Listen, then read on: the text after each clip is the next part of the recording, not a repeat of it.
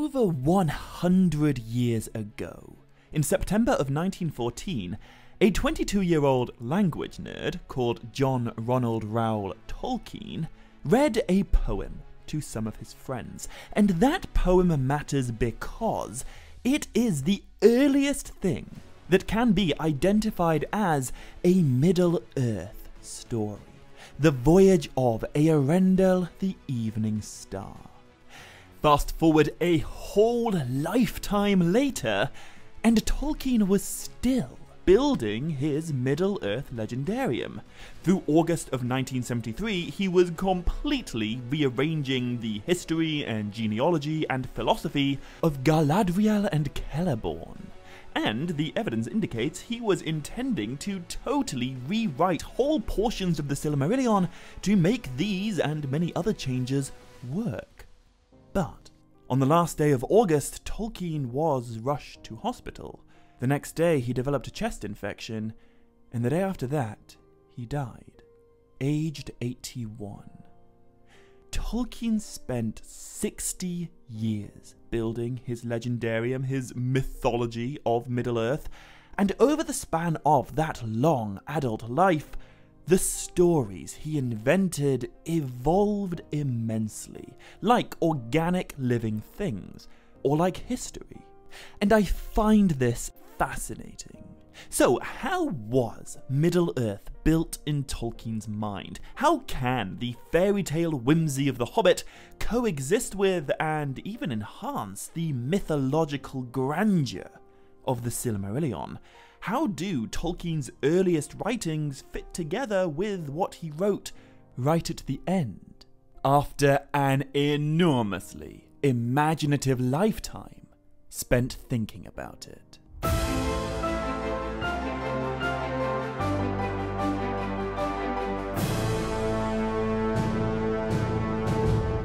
Maya Govanen Melanin, and welcome to another episode of Tolkien Untangled.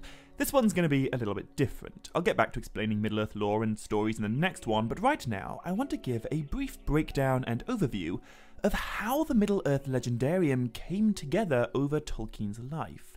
So this certainly isn't an exhaustive overview, but let's start at the very beginning of the legendarium with that poem, The Voyage of Eärendil the Evening Star. I say the beginning. Tolkien was an insanely imaginative guy since it would seem early childhood. Somewhere between the ages of 8 and 10, he was already inventing his own languages, the first of which was called Nevbosh, but by the time Tolkien was 15, he'd already evolved Nevbosh into a more sophisticated invented language called Natharin. But although these languages do share some salient similarities with later Elvish languages in Middle-earth, there's no direct parallel. You know, in the legendarium no one speaks Nevbosh or Natharin, but there absolutely is an Eärendil, and he does go on a voyage, and it is intimately associated with the Evening Star. Although Eärendil isn't actually a word that Tolkien invented. It's an Anglo-Saxon word, and it is the Anglo-Saxons and their language that absolutely captured Tolkien's interest and imagination from childhood to old age. And in real life, there is an ancient English collection of poems that includes the lines Eala Eärendil Engla Beorhtast, which in modern English means Hail Eärendil, brightest of angels. And, needless to say, these words really struck a chord with Tolkien. If we fast forward all the way to The Lord of the Rings, which won't even begin to be imagined for another 23 years and won't be published until the 1950s, we will come to a familiar scene in Shelob's lair. In the darkness of that passage, Frodo pulls out the phial of Galadriel, the Lady Starglass, and he utters the words, Aya Eärendil Elenion and Kalimar, which is Sindarin for Hail Eärendil, brightest of stars.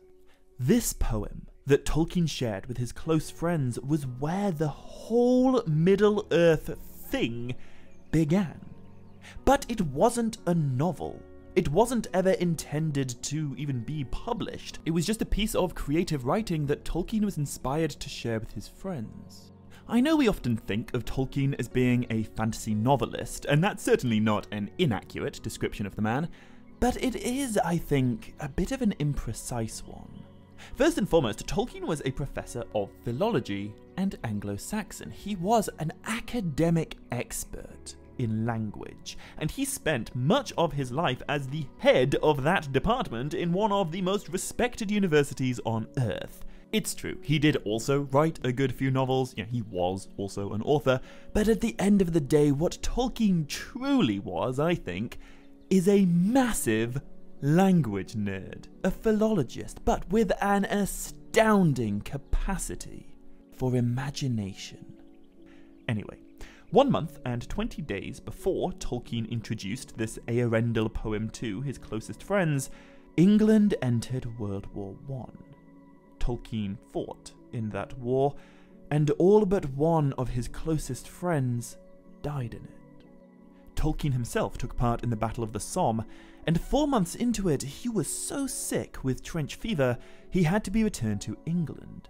While suffering through recurrent bouts of the sickness, and presumably at least some psychological distress from the horrors of trench warfare, Tolkien began writing the only complete version of The Fall of Gondolin, one of the 3 great tales in what's going to become the Silmarillion. Then, the following month, he went for a day out in East Yorkshire with his beautiful raven-haired wife, Edith Tolkien, and there she danced for him in a hemlock glade. In the weeks and months that followed, Tolkien began another story, The Germ of Beren and Luthien. And in that story, the war-weary and psychologically wounded man Beren beholds the beautiful and raven-haired elf maiden Luthien Tinuviel dancing before him in, of all things, a hemlock glade. And towards the end of that dark year, Tolkien began the earliest versions of the epically dark tragedy that we now call The Children of Húrin. In 1917, the Silmarillion as we know it did not exist, but the 3 great tales that form the backbone of the legends of the Elder Days, which is what the Silmarillion's all about, they were taking shape. They were in their infancy, but they were evolving. However, these are not novels. Tolkien did not publish them for an audience. He didn't even really intend them to be read, I don't think.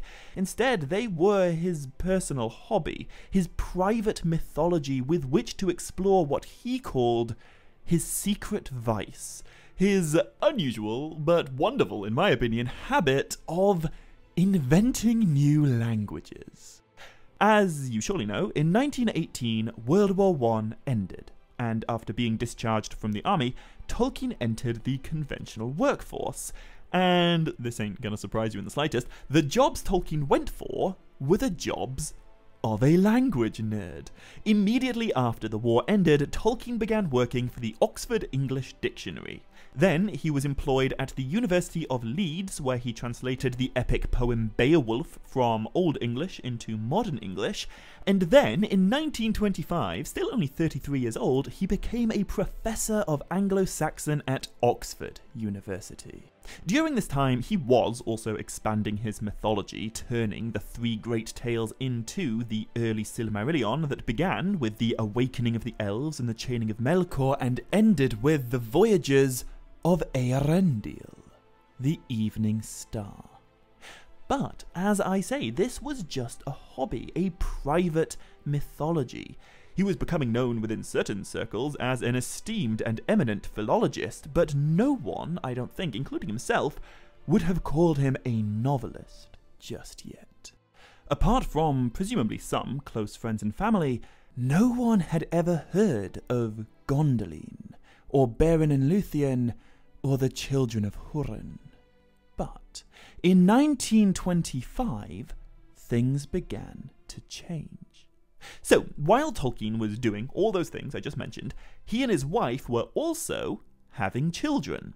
And when his children were old enough, as many fathers do, Tolkien began to invent stories to entertain them with.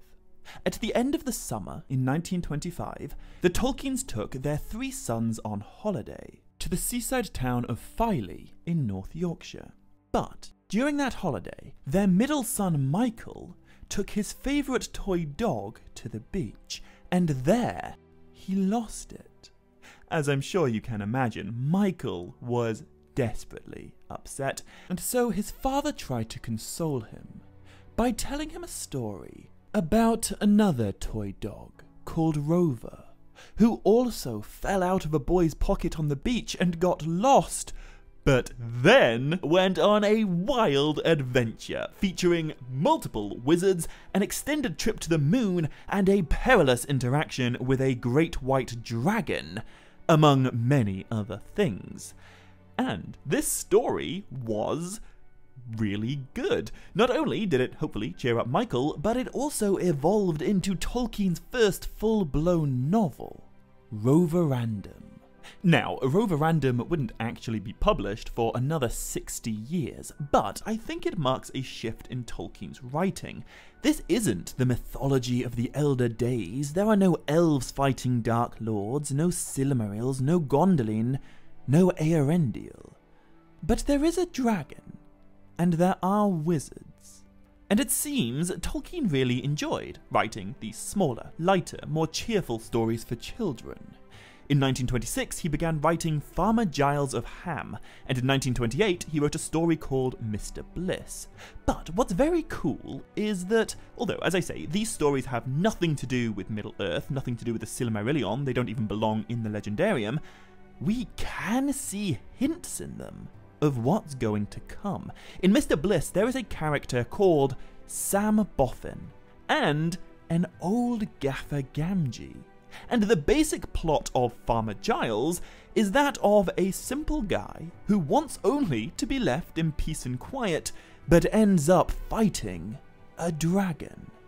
And then, in 1930, while marking university exam papers, Tolkien wrote the now iconic words, "In a hole in the ground, there lived a hobbit."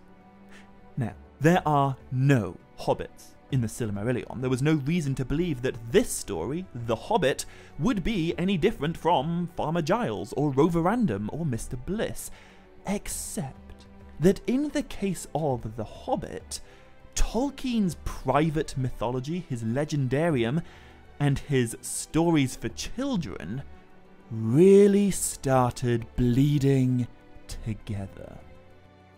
I mean, on the one hand, The Hobbit does also have nothing to do with the Silmarillion, except that Bilbo Baggins' magical elf sword does come from a place called Gondolin.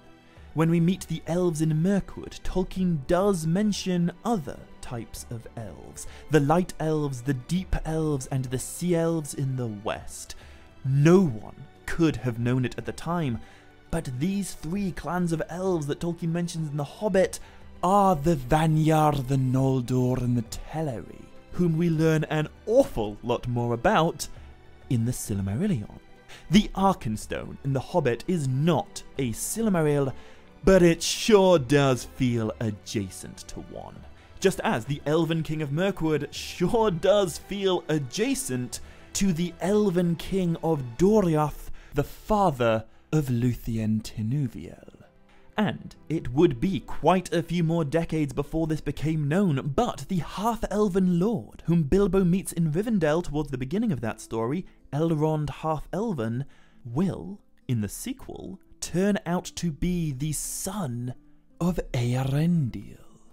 Whilst writing The Hobbit for his children, Tolkien's personal mythology of the Elder Days collided with commercially publishable fiction for the very first time.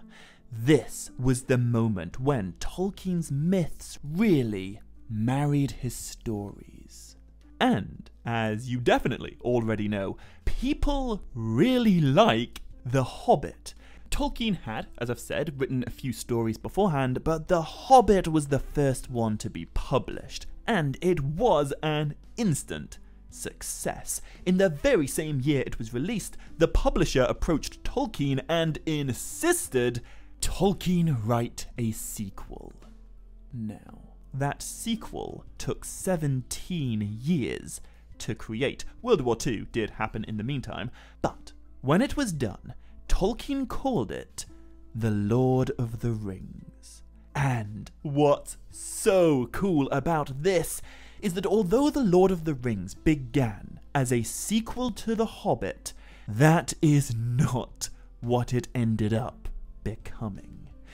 During those 17 years in which Tolkien crafted The Lord of the Rings, things really evolved in his imagination, and we can pinpoint exactly where that change began.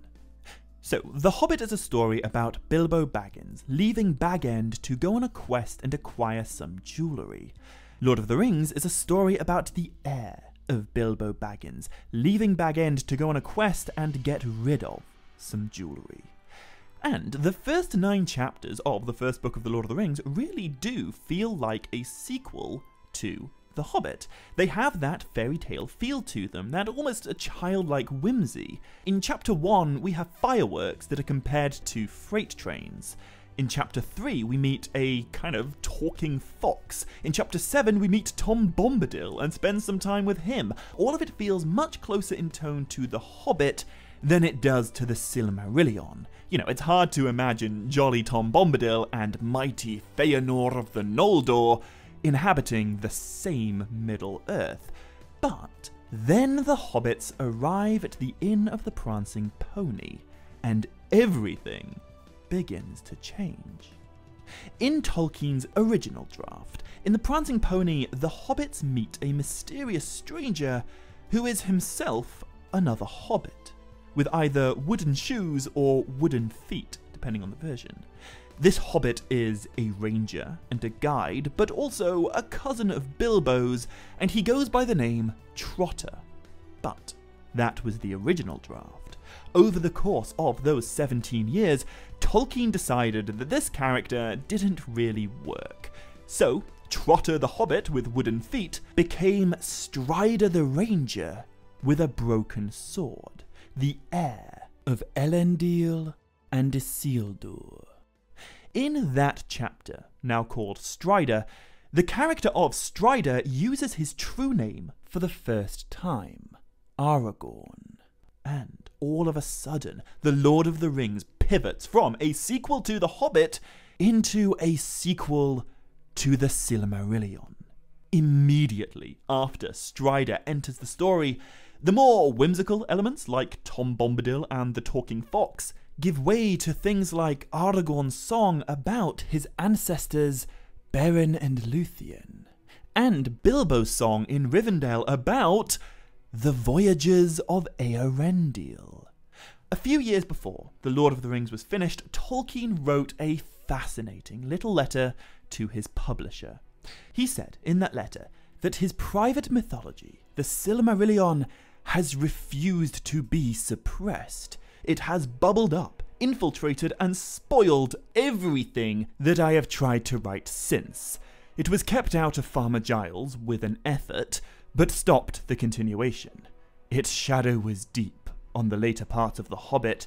It has captured The Lord of the Rings, so that has become simply its continuation and completion, requiring the Silmarillion to be fully intelligible. Isn't that wild?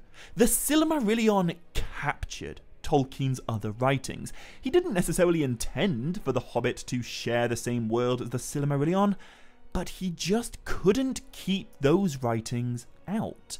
The myths that he invented as a hobby infiltrated, to use his word, the stories he wrote for an audience. And because they did, The Lord of the Rings was born. On this channel, I've talked a lot about the First Age and the Second Age and the Third Age of Middle-earth, but originally there were no separate ages. There was the Elder Days of the Silmarillion and the imagined world of The Hobbit. However, whilst he was in the midst of writing The Hobbit, One of Tolkien's new friends and fellow Oxford professor suggested that they both challenge each other to step out of their respective comfort zones and write something a little bit different. Tolkien was challenged to write a story about time travel, and his friend was challenged to write a story about space travel. By the way, this friend was C.S. Lewis, the author of the Chronicles of Narnia, and, as a result of this challenge with Tolkien, the author of the Space Trilogy, beginning with Out of the Silent Planet. Also, apparently, he's the guy that Tolkien based Treebeard off of. Now, Tolkien's time travel story was abandoned fairly early on, but the reason I bring it up is because the subject of this story revolved around a father-son pair of time-travelling, believe it or not, Anglo-Saxons journeying even further back in time until they eventually witnessed the downfall of an Atlantis-like island civilization, drowning beneath the waves. And two of the islanders that our Anglo-Saxons meet are also a father-son pair with a couple of familiar elvish names, Amandiel and his son Elendil. Much like The Hobbit that he was writing at this time, the tale of Atalante was not intended to be a part of the wider legendarium, it was just Tolkien's analogue for a Legend of Atlantis. But, much like The Hobbit, it was infiltrated by the elvish languages of his private mythology. He could have called his doomed island anything, but he called it Númenor, the island that, in decades' time, he would decide Aragorn's ancestors originally came from. Like I said, the time travel element was quite swiftly abandoned by Tolkien, but Númenor as a concept was not. Without necessarily even intending to, Tolkien ended up uniting three very separate stories: the Silmarillion, the Downfall of Númenor, and The Hobbit. And he united them by simply writing The Lord of the Rings. All of a sudden, now he had to have a First Age, where characters like Beren and Luthien stole a Silmaril, and a figure called Eärendil used it to bring an end to the first Dark Lord. Then he had to have a Second Age, where a guy called Elendil fled from Númenor before its downfall and ended up settling in Middle-earth, where he played an important role in the War of the Last Alliance and the backstory of the Lord of the Rings. And then, finally, there was the Third Age, an age of hobbits and wizards and magical rings, an age that dawned when Tolkien began writing The Hobbit, but ended with The Lord of the Rings and is fully chronicled in its appendices. And then, finally, in 1954, The Lord of the Rings was published, and Tolkien became a global phenomenon. Fans who made it through the appendices were, for the first time, reading the legends of the Elder Days. They were learning about Eärendil and Beren and Luthien and Fëanor. They were learning about the downfall of Númenor. They were not only getting a sequel to The Hobbit, they were getting a history of a fantasy world. They were getting multiple elvish languages. So many strands of Tolkien's imagination had come together in one of the most iconic works of literature ever penned. But that's still not quite it. Return of the King was first published in 1955, but by 1959, Tolkien retired from academia. He left the university and dedicated the rest of his work life to his legendarium. I mean, there is more to it than that. Tolkien wrote a lot of things in his retirement, not all of them part of the legendarium. But what he did not write, though you might expect that he would, was another great epic of Middle-earth. He went back and updated much of his early Silmarillion. He never stopped changing his mind about Galadriel and Celeborn. He wrote some unfinished tales, and he wrote a ton of notes and essays and drafts about really technical aspects of the legendarium. Super specific stuff like explorations of the body and soul, or how consonant sounds shifted and softened over time in his invented languages, or how the mathematical cinematics of elven demography and population growth occurred by the Waters of Awakening. It's fascinating, if you're a nerd, but it's not a story. And just like the earlier stuff, it wasn't really intended for anyone but himself. What Tolkien wrote after The Lord of the Rings was, once again, for the most part, private mythology. He did hope that one day a version of the Silmarillion would be publishable, but it was so different from what publishers wanted, and even in its final published form, it's still not entirely finished. There is no updated version of the final battle for Gondolin, even though he first wrote of that battle following the real-world Battle of the Somme. Then, in 1973, Tolkien once again completely changed his conception of Galadriel and Celeborn. He wrote some notes and made some plans, but on September the 2nd, he died, leaving a legendarium unfinished and a vast amount of work unpublished. When Tolkien passed, the only parts of the legendarium that existed to the general public were The Hobbit, The Lord of the Rings, The Adventures of Tom Bombadil, and a book of Hobbit songs called The Road Goes Ever On and On. The Silmarillion was almost complete, but not yet publishable, and the unfinished tales, the 12 books that make up the history of Middle-earth and the nature of Middle-earth, were, in 1973, mostly just handwritten notes, scrawled on pieces of scrap paper, in many cases not even dated. And that would be the end of the story, if not for Tolkien's youngest son. Between 1973 and 1976, Christopher Tolkien dedicated his life to sorting through his father's mythology of the Elder Days, the Silmarillion.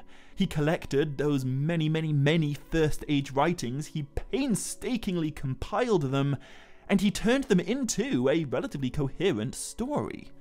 But he didn't do what I imagine a lot of other people in his position might have been tempted to do. He didn't add anything, almost. He didn't try to establish canon. He didn't try to turn the myriad of unfinished notes into a finished manuscript. In the Silmarillion's foreword, Christopher Tolkien wrote, "A complete consistency, either within the compass of the Silmarillion itself or between the Silmarillion and other published writings of my fathers, is not to be looked for, and could only be achieved, if at all, at heavy and needless cost." And I think about this quite a lot. Christopher Tolkien was the only person in the world who could have added a whole new load of material to his father's writings and have it still be considered, I think by many people, canon. But he had no interest in doing so. He recognized that what his father did was entirely unique, and it would not benefit from a single canon, whatever that means, narrative. Instead, Christopher simply chose to make everything his father wrote available for all of us to read, contradictions and all. And this is a vitally important thing to be aware of whenever we have conversations about what is and isn't canon in Middle-earth, or arguments about what Tolkien did or didn't write. The additional notes and private musings of Tolkien's that were never really intended to be read are an absolute privilege. I am so profoundly grateful that we get to explore them, but I do think it's really important to bear in mind where they come from whenever we try to talk about the, true versions of events in Tolkien's Legendarium. Other franchises have canon because other franchises were created as stories for an audience to enjoy. But that's not what interested Tolkien. Middle-earth isn't a fantasy world where those stories take place. Middle-earth is the life's work of a genius. The nature of how the Legendarium grew is part of what makes it so special, and it's why I think Middle-earth is absolutely unique. And truly, I know it can sound like I say that as a fan, gushing about my favourite books, but I honestly believe that is an academically defensible statement. No one has ever come close to doing what Tolkien did. Anyway, that's all for this video. Thank you very much for watching. If you enjoyed it, be sure to hit like and leave a comment and hit subscribe to make sure you don't miss any future videos coming soon. But until next time, as always, my dear friends, much love, stay groovy, and Nevair Melanin.